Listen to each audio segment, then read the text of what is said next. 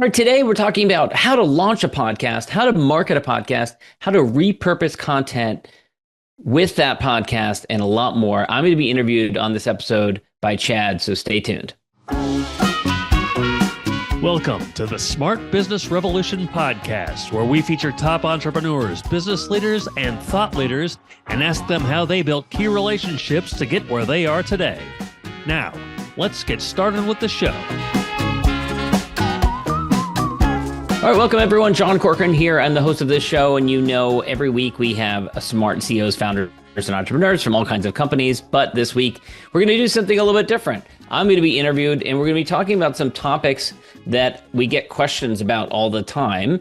And so we're going to get to that in a second. But of course, before we get into this interview, this episode is brought to you by Rise25, our company where we help businesses to give to and connect to their dream relationships and partnerships. How do we do that? We do that by helping you to run your podcast. We're the easy button for any company to launch and run a podcast. So if you want to learn more about that, you can go to our website, rise25.com, or email our team at support@rise25.com. All right. So with that, I will turn it over to Chad, who's going to guide us through a bunch of different topics that we always get questions on around how to launch and run a podcast. Okay, awesome. Looking forward to talking to you, John. Last time we kind of covered elements of production, video, audio, combination of the two. Today, we're going to talk about what podcasters might do once they get those elements kind of figured out and ready to move forward. We'll talk about launch services, marketing services, content repurposing, multi-channel podcast promotion, and then podcast growth and distribution campaigns. So let's get started with launching a podcast. What can you tell us about that? Well, I can say that a lot of people, when it comes to launching a podcast, worry too much about it. They kind of over-optimize in that area, and oftentimes they'll even postpone doing a podcast for months or years because they're kind of paralyzed by that process.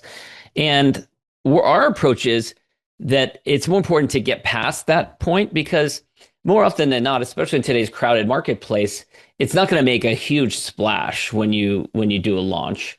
And you don't need to really worry about that, because it's really about having this asset, the podcast, and benefiting from doing it over time. So if you interview 30 or 40 of your clients and referral partners and strategic partners over the course of a year, then that brings a lot of benefit to you. And it's not something that you can do in, a month-long period before launching a podcast. Having said that, there are many things that you can do in order to launch a podcast and to make a splash. Of course, leverage the assets that you have right now. So your social channels, your network, promote it on your social channels, let people know that it's coming soon. You can even involve people in an engaging way through your social channels by telling people you're launching the podcast, asking for feedback from people on the name, on the podcast artwork, on who to, what guests you should have on. All of those things build interest, and you can build people who are interested in knowing about the podcast. And then when it comes to the launch, you've got these people that have already heard about it, that are watching for it, that sort of thing.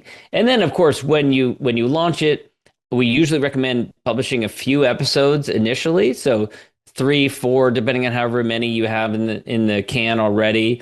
That's good because people tend to binge podcasts. They tend to listen to more than one. So you don't want to just release one and then they get to the end of it, they listen to it at 2 times speed and they're on a walk and boom, they're done in 10 minutes, right? And they want to hear some more. So you want to have 2 or 3 or 4 out when you initially launch it. And then you want to build into a regular cadence and build a backlog so that you don't have to worry about it. So if you go on vacation or something like that, you don't have to worry about missing podcast episodes. So that's what I say as far as launching goes. When you mentioned that people often postpone launching or delay it or whatever, or wait forever, what are some things that, launching is maybe an intimidating word. What would you say is intimidating about that maybe is commonly intimidating, but shouldn't be?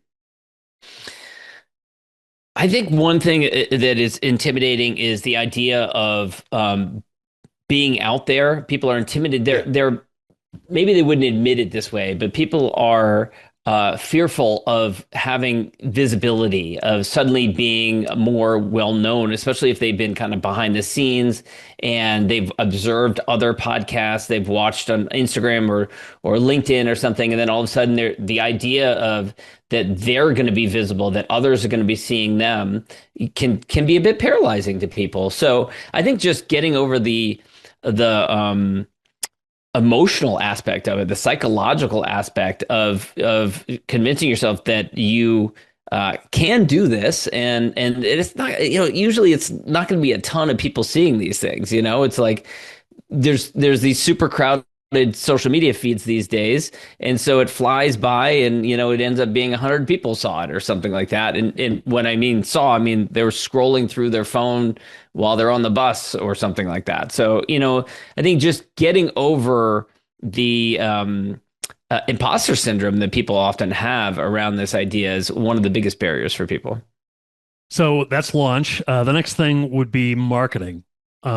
What about podcast marketing should we be aware of? Yeah, and that's another one that there's a virtually unlimited number of things that you can do in order to market a podcast, and it can be very paralyzing as well, and it also can deal with the emotions around imposter syndrome too. So I would say first, kind of like with the launch, look at what your assets are, involve people in your network, and then if your budget is huge, you can spend money on advertising. I mean, shoot, I've seen people launch a podcast and put an ad in Times Square. Do you have to do things like that? Do you have to put out billboards? Absolutely not. You could do much less than that. At a bare minimum, just the fact that you're putting it out as a podcast automatically distributes it across multiple different channels. And so as people over time subscribe to your podcast, then they will see it in their feed. So as people go into their Apple Podcast app, or they go on their Spotify app, or they go on YouTube, then it will come up and people will see it. So just the fact of actually putting out episodes is marketing. People oftentimes think like, oh, I need to tweet it a million times a day, or I need to turn it into TikTok videos, or need to turn it into short little, Instagram reels or things like that. You can do those things, but you don't have to do those things. But the practice, the process, the discipline of putting out episodes, publishing episodes is actually marketing the podcast because of the way that the RSS feed and podcasts are constructed. So let's say you wanted to take one step above just putting it out there. Like you don't want to pay for a bunch of ads. You don't want to post it a million times a day, but you want to do a little bit more than just putting it out there. Is there something you would recommend for that? Yeah, the most common thing people do is sharing it on their LinkedIn. It's, putting out more episodes. So doing it more frequently is another good thing that you can do. And then building an email list is a great one too. If you have one for your business existing, or you can start to compile it with different people in your network. You can look through your CRM and start to build that together, and then build a process for sending out those episodes via email as well. And then certainly if you start with one channel, you can move to other channels. So sometimes people start with just an audio podcast, and then they'll add video later, and they'll start putting it out on YouTube, or these days you can add video to Spotify, you can add video to Apple Podcasts, so you could add those things as well. So you just kind of start where you're at and then expand into those other areas as well. And then cutting it up into little video snippets and shorts that you can put onto LinkedIn, that you can put onto, different social channels is good as well. Yeah, that kind of leads me into the next question. Content repurposing. That's pretty popular these days. How can people leverage content from their podcast episodes to repurpose it further? Yeah, absolutely. And it is really one of the best parts about doing a podcast, because, I say to people all the time that doing the actual podcast it's oftentimes not any more work than what you're doing right now, because people in today's modern era, they have conversations all the time over Google Meet or Zoom or Teams or whatever. They're talking to people all the time. And to record a podcast isn't that much different. You basically just hit record at the beginning, hit stop at the end. A little different than that. You obviously want to have a structure around it, but you can do that, and then from there you can slice it up, you can dice it, and you can create all kinds of different content that you can repurpose in different ways. You can even recycle it. So as you've been doing it for longer, let's say 6 months, 12 months, you can go back to those past episodes and you can push out that content again. You can take the content and you can turn it into a book. I've got a few books behind me here that originated as a podcast. Clients of ours that started a podcast, had a bunch of conversations with industry experts in their field, recorded themselves like I am right now here with you, Chad, recorded themselves talking about different topics. And guess what? That's a book. You transcribe it and turn it into a book. You can create newsletters, physical or digital newsletters. So you can take the content and put it out that way. So a lot of times, I talk to people that they're already doing some of these pieces and they realize that the podcast can be kind of the core foundation. And then from there, it helps to create other things that they were doing already, but in an easier fashion. So you can turn it into an email newsletter. You can turn it into a physical newsletter. You can turn it into content that you put on Instagram and YouTube and LinkedIn. But the podcast is kind of the floor. It's the beginning, and then everything else flows out of it. So a common thing you hear on podcasts is find us on YouTube or wherever you get your podcasts. And there's like a dozen or more places where people can find podcasts. Maybe a new podcaster might think like, I don't even know where you can find them all. That's going to be a pain. I don't even want to bother with it. What can you tell us about, multi-channel podcast promotion and why maybe it's not a pain? So, this goes back to the way that podcasts are constructed. So there's something called an RSS feed, which is the feed that spits out your podcast. You upload your recording, and then the RSS feed sends it to different distribution channels. And that's what's really cool is it is by its very nature multi-channel. So you're recording a conversation once, and then it's going to multiple different places. And so it's giving you more exposure. And so again, it goes back to if you just do the thing, if you just do the work of creating the podcast episodes and then producing it, which we talked about in the previous episode, and then distributing them out, it by default is multi-channel. So people talk about like being everywhere, having exposure, getting known in their industry. This is one of the best ways to do it. And so functionally, the way it works is it's through an RSS feed. You have an audio host. Every podcast needs an audio host, just like every website needs a web host. You need to have an audio host. And through your audio host, you select the different channels that you're going to send that podcast episode out to: Spotify, Apple Podcasts, YouTube, things like that. And then there are other ones that don't exactly fit the mold. So you don't do it through your audio distribution channel, like Check Market, but you can manually add the content. So for example, LinkedIn is one of those, or Twitter is one of those, where you can't, automatically in one click, take the podcast episode and it goes to these other channels because they're different formats. But, behind the scenes, a team like ours can go and do that. They can slice it up. They can make the format native to that channel that you want to be on, like Twitter, X, like LinkedIn, and then you can be present on those channels as well.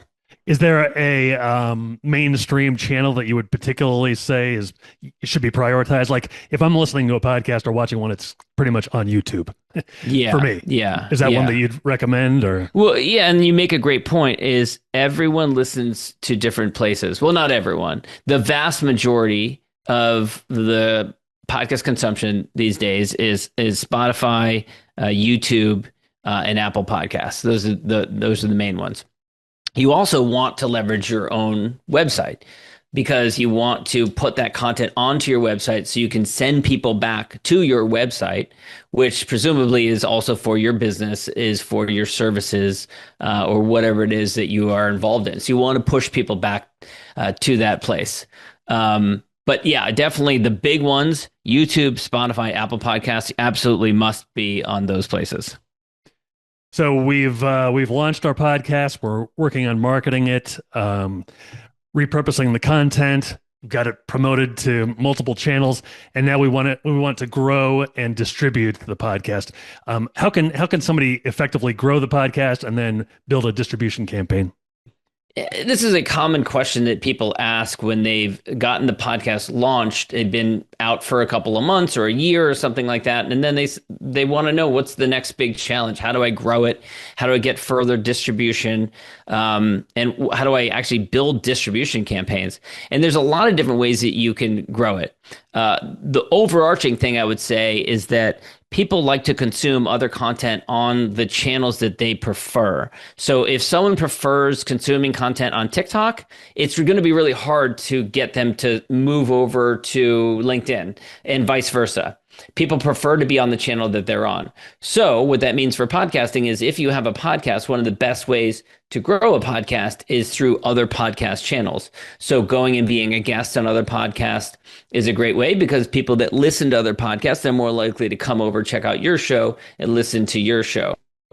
But distribution campaigns is another piece as well. So a distribution campaign could be something that you do around the podcast in order to get further growth. And one I love, this is just one example of an idea, is to partner with an industry conference. So if you have an industry conference, and we're seeing this increasingly in recent years, you have an industry conference, you can partner with them, come in, do interviews at the show, do interviews before the show to promote the show, come to the show, capture content at the show, and then publish it. Either you could live stream it during the show or promote it and publish them afterwards. And this is just a great way to have visibility in your industry, to get better known, to get listeners who listen to it, and to get more exposure. So I love that strategy, and I encourage everyone to do that. I would think that that would be a great way to network as well. If you're going to a conference, who doesn't want to be a podcast guest? Yeah, absolutely. I mean, it's something really exciting for people. You go to a conference, and, to be interviewed there at the show with, peers, colleagues, competitors walking around on the floor. I've had that happen where I've been either interviewed or I've been the interviewer at a conference. And then, people come walk by, they want to kind of check it out, what's going on here, or later, even you're in the lunch line and someone comes up and says, "Hey, I just had to say hello. I saw you're doing interviews over there. Well, I want to know more about you," so people are interested in it. So it's a great way to have visibility in your industry. Okay, awesome. Very nice. Hey, always great to talk to you, John. Thanks so much. Chad, thanks so much. So long, everybody. Thanks for listening to the Smart Business Revolution podcast. We'll see you again next time, and be sure to click subscribe to get future episodes.